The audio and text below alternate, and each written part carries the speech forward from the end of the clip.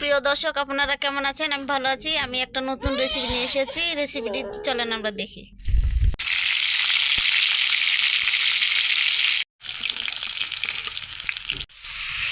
যে একটা কড়াই বসা দিচ্ছি, কড়াইয়ে পেঁয়াজটা দিয়ে দিলাম। পেঁয়াজটা এখন আমরা ভাজা ভাজা করে নেব। কিছুটা পেঁয়াজ দিয়েছি, পেঁয়াজটা ভালো মতো একটু লাল ব্রাউন কালার করে নেব করার পরে। আর এই কোয়েল পাখিটা এই যে দেখুন ভাজা ভাজা হয়ে গেছে, কত সুন্দর কালার হয়েছে বাঁচতে। দেখতে পাচ্ছেন ব্রাউন কালার হয়ে গেছে পেঁয়াজের কালারটা। এখন আমরা সব মশলা দিতে লাগবো। রসুন বাটা দিব এক চামচ, আদা বাটা দিব এক চামচ, জিরা বাটা দিব এক চামচ,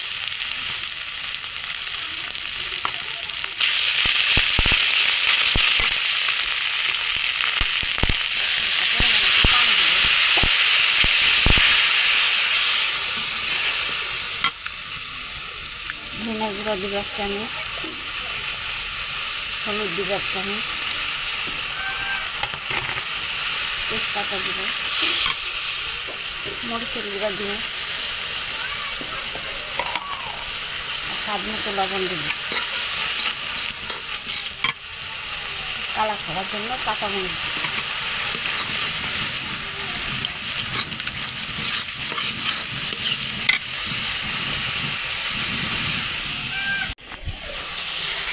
গরম মশলা দিব,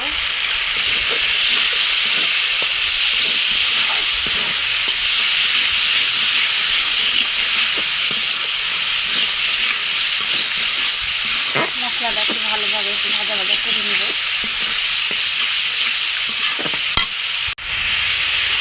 মশলাটা ভাজা হয়ে গেছে, 2 চামচের মতো আমরা টক দিয়ে দিব, একটু নাড়া দিব।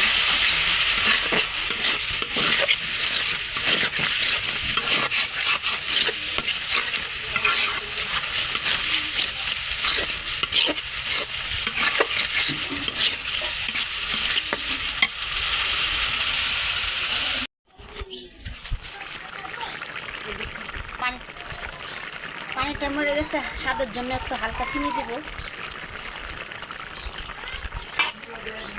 একটু নাড়া দিয়ে দেব। পানিটা মরে গেলে তখন দেখাবো যে কিরকম হয়েছে।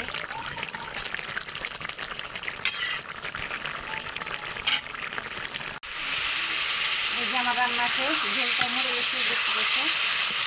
আমরা করেছি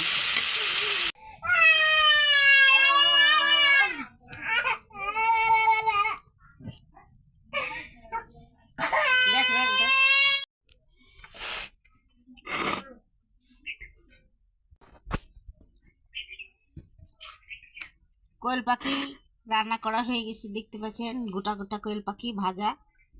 আর এখন রান্নাটা যদি ভালো লাগে দেখতে, তাহলে আপনারা লাইক সাবস্ক্রাইব করে দিবেন। আর নতুন কোনো ভিডিও নিয়ে আগামীকাল আপনাদের মাঝখানে আসবো, দেখাবো নতুন। আল্লাহ হাফিজ। এগুলো নাম্বার হয়েছে, মোবাইল হয়েছে এগুলো নাম্বার করছে না।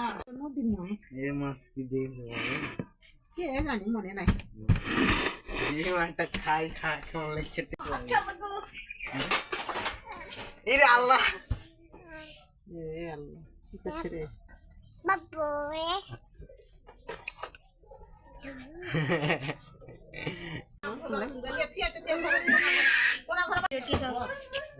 ভিডিওটি যদি ভালো লাগে তো লাইক সাবস্ক্রাইব করে দেবেন আর আমাকে কমেন্ট করে জানাবেন।